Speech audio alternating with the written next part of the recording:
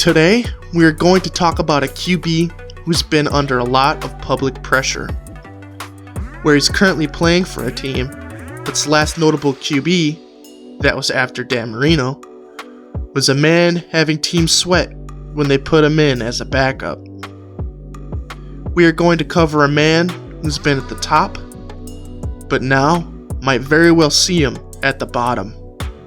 His name is Tua Tagovailoa, and I'm going to tell you his story, history, and stats. And you can see for yourself if you think he has what it takes to not just make it as the Dolphins' starting QB, but to thrive under such a situation. Let's find out.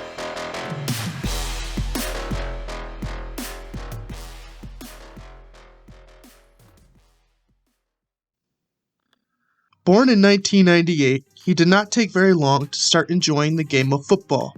Which, a quick food for thought, I must say his entire family seems to have a huge love for the sport, with his younger brother playing as a starting QB of Maryland right now.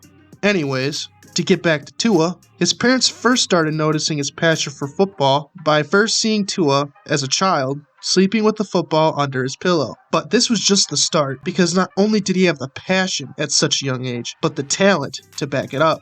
It might just be that crazy Samoan strength, but this kid had a cannon. Dude can throw past 30 yards, which I must say, if he could do it accurately, is probably better than me right now. And that's already at age 8. First episode and I'm already talking about how an 8-year-old can hack a football better than me. Things we do for views. After what we just covered, you can already see that this kid had the passion and the strength. But now it's time to see if all that strength could be turned into skill and was about to be put to the test at the next level, which was high school. Which I must say he absolutely rose to the occasion. But I'll get into that a little bit later, because it'd be wrong of me not to highlight the help he got to help him play at the level he did. What I'm saying is, he got a little help from training. You see, he attended St. Louis High School in Honolulu. He got a lot of help from his dad, who he said was very good at disciplining, often using discipline whenever he threw interceptions. Literally beat the bag into him. Another huge contributor in his high school career was from another QB, who also attended the same school as Tua, just a little bit earlier. This man was none other than the Heisman Trophy winner, Marcus Mariota, who served as a mentor to Tua, which, if a class act like Marcus Mariota was helping you, that means you must have also saw potential in you. This all really helped set Tua up for success. This led him to put out some crazy stats. At his first start in sophomore year, the man came out truly dominant, throwing for 2,583 yards in just 10 games.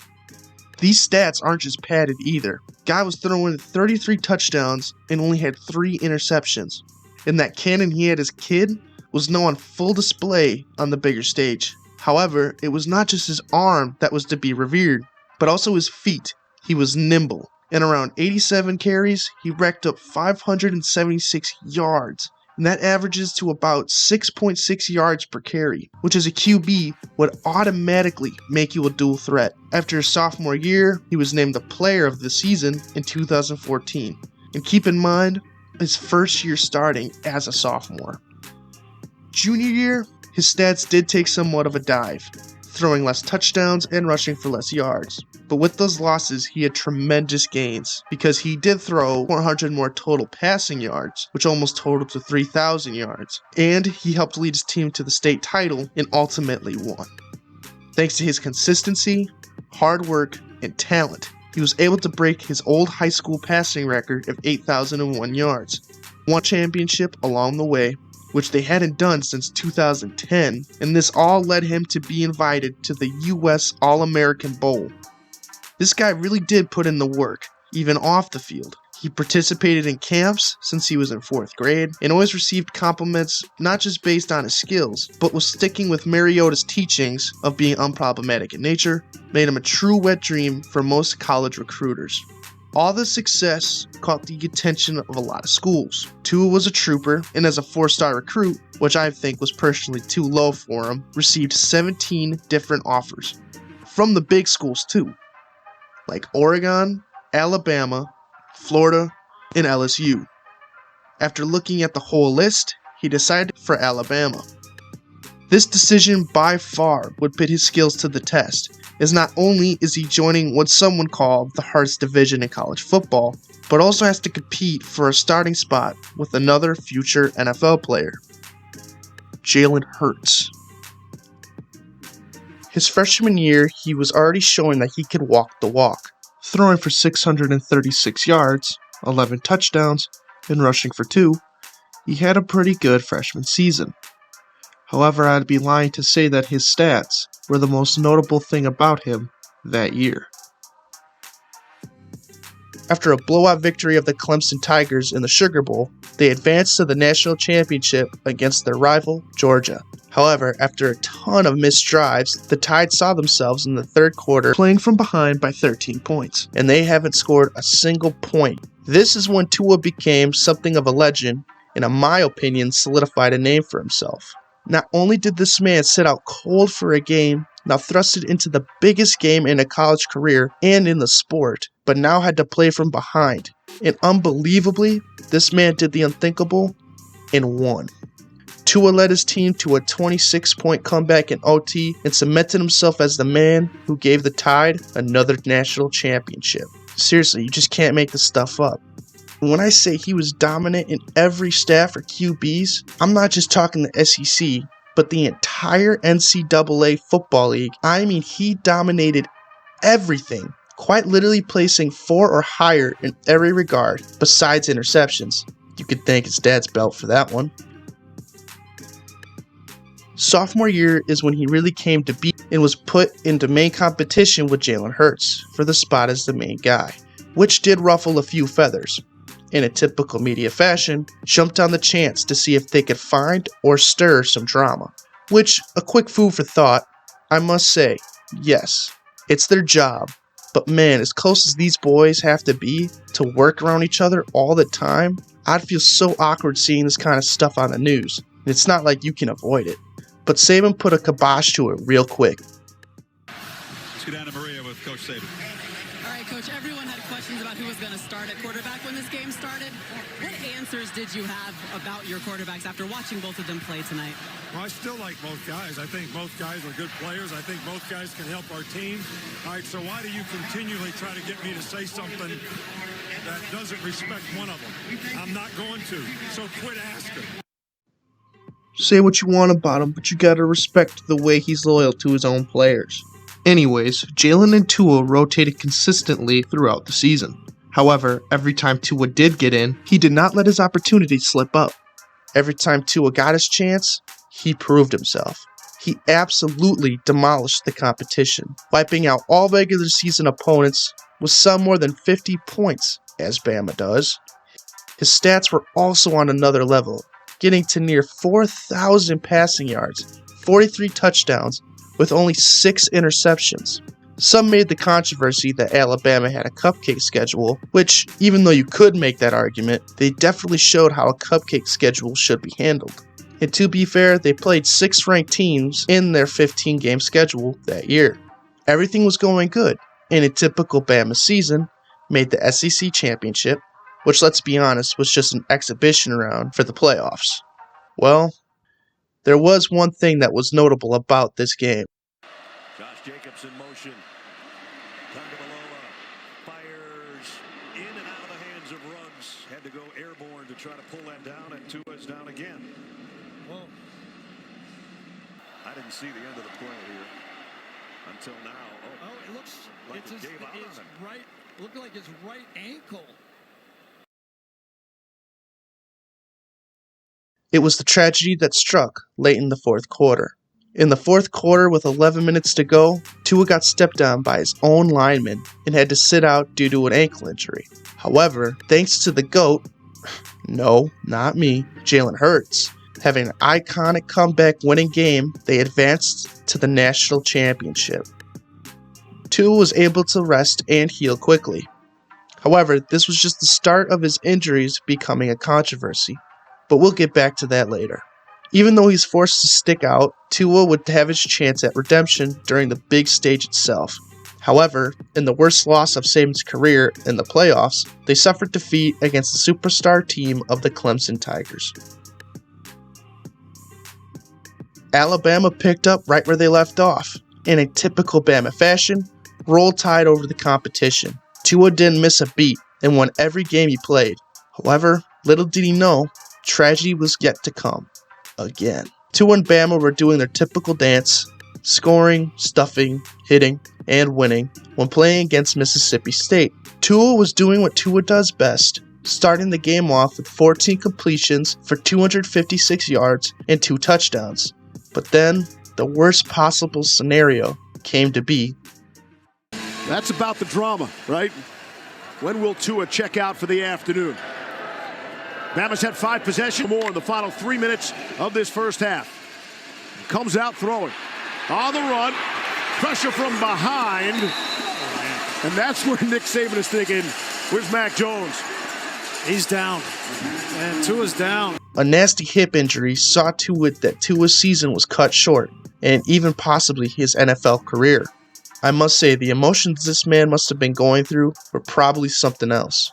I mean, he probably still wanted to win another national championship. He wanted to continue to play football, to support his family, and for all he knew, that could have all blew up in his face at that moment. And the worst part is, most would say he didn't have to be put in that situation in the first place. However, if you read the articles, it seemed like Saban wanted to take him out, but most people were pressuring him to leave Tua in.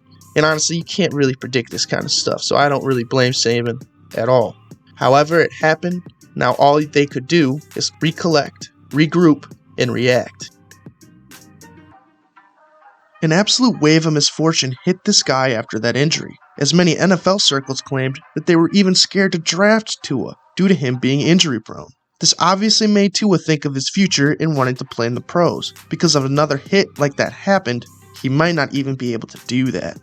In my opinion, he did the smart move and sat out his senior year. However, this was not the last time injuries would make people question his ability to play in the league. This injury, combined with him not playing for a year, then not even being able to show his skills at the NFL Combine due to the pandemic, made it impossible for scouts to judge his abilities. This made some people question his ability to be able to recover and play at the next level. However, this is Tua we're talking about, so there's no way he was going to go down like that without any offers. Miami was the team that decided to take that chance. However, his stock did fall, because when most people saw him going as a first overall pick, he fell to a 5th, which is still not bad in any regards. Plus, I mean, he's still making millions playing for his favorite sport, so there really isn't that much to complain about. However, the real test was now about to begin, and that was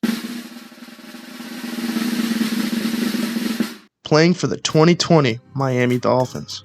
I'm sure you guys already know just how bad they were back then, getting stomped by almost every team, and in the race as one of the worst teams in the league those couple years. It also did not help that Tua was put in the limelight as somewhat mixed feelings within the fan base. Some believed his injury and lack of play would make him sluggish and injury prone in the NFL league. But on the other hand, many fans saw him as a breath of fresh air and a chance to be the next saving grace of the franchise. This has definitely been Tua's hardest step in terms of his career. Most of his life, he has been on a very good and powerful team, plus had the talent to sit comfortably and grow with time. However, as you all know, the NFL is a very cool business, and you only have a limited amount of time to hopefully make your mark. And with a bad team, makes it even harder to do. Though, in his first season, when he was put in for the first time, he did win his game. For the most part, however, Tua was sat down and told to watch Ryan Fitzmagic do his thing. However, in Fitzmagic's style, he returned to his infamous glory of Fitztragic, and was once again forced to sit on the sideline, which gave Tua his opportunity to prove himself. However, unlike every other time, Tua did not capitalize, throwing 1,814 yards, and even though he did throw 11 touchdowns, he also threw 5 interceptions. And the one thing that made him a dual threat, which was his elusiveness, was not much of a factor, rushing for barely over 100 yards, and scoring close to 3 touchdowns on the ground. And this was with 10 games under his belt. And I must say, as an NFL rookie, that kind of performance is But NFL owners don't want to hear players don't want to feel and fans don't want to see After a somewhat off-putting year, many hoped to see his improvements, which he kind of did, throwing 2,653 yards and rushing for 3 touchdowns. So he did kind of improve. But the reason I do say kind of is because of his touchdown to interception ratio, with 16 touchdowns but 10 interceptions in 13 games. Dude was either really hot or very cold in his games, and many saw that, and he even got benched 2 or 3 times due to his poor performance. As for professional injuries, there are a few to gloss over, that being the multiple finger injuries that caused him to sit out for a game or 2, with the most notable being against the Bills when he was carted off and missed 3 games due to a bruised rib. Overall, we have seen dudes like him come back though. For example, just like Joe Burrow, and he just played in the Super Bowl. So overall, he's been keeping pretty healthy for a guy who has been thrown into the gauntlet that is the NFL. Now, I'm not saying all this to dog on your favorite QB. In fact, I think this man has a lot of talent, and fun fact, has won more games than he's lost. I mean, to be put into a team that first off was not very good, have a divide among sports fans, come back from an injury many coaches wouldn't even take you for, no senior year or NFL combine, have to deal with a pandemic, and to top it all off, having to deal with quarrels between your head coach, Brian Flores, versus the front office, with accusations that they bribed Brian to lose. Plus, there was even rumors that Tua did not even like his coach, and admitted to struggling with understanding the playbook. However, he is still young in his career, and even more than that, he is one tough football player. That being said, many are calling this year Tua's last chance for the Dolphins, as they are making heavy moves to help him out, grabbing Tyreek Hill and having players like Waddle and Armstead and other major key offensive players. They even are going all in by drafting linemen to help protect him. And the defense, not being the best, ranked at 16, is quite literally average. But for the NFL, I think that's a positive. Do you guys think he's got what it takes? Or do you think this is the end of the era and the end of the road with him and the Dolphins? Or maybe even his NFL career? Let me know what you think in the comments. This is my first video ever, so please don't forget to like and subscribe. And honestly, give me a little feedback, how I can do better the next time, and what video you would like to see next. This was the GOAT. Peace!